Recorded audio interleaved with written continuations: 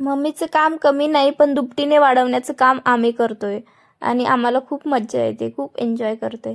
आता काय आपणही काही बोलू शकत नाही. आता ह्याचं काम करतोय तर आपण आपलं काम करावं.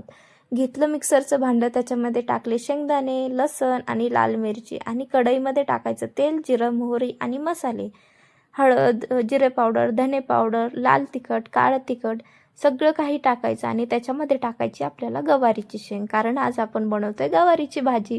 तर मस्त निवडून घेतलेली, धुवून घेतलेली गवारीची शेंग त्याच्यामध्ये टाकायची, छान परतून घ्यायची तेलामध्ये आणि काय मस्त झाकण ठेवायचं त्याच्यावरती, मस्त मिक्स करून घ्यायचं छान आणि त्याच्यावरती झाकण ठेवायचं आणि हा मसाला जो आपण वाटून घेतला आहे तो त्याच्यामध्ये टाकायचा आहे आणि मस्त गवारीची भाजी तयार होते आपली. आता छान उकळी येऊ द्यायची तिला, छान गवारीच्या शेंगा शिजून द्यायच्या, खूप छान भाजी होते. आणि इकडे भात पण लावला आहे आणि आपला स्वयंपाक रेडी आहे आणि स्वयंपाक पण झाला. मस्त किचन पण मी तयार करून घेतलं, मस्त किचन छान क्लीन झालं आहे. आता आम्ही चाललो आहे बाहेर मस्त ड्रेसेस पाहिले. तुम्हाला व्हिडिओ कसा वाटला नक्की सांगा. व्हिडिओला लाईक, शेअर आणि सबस्क्राईब करा.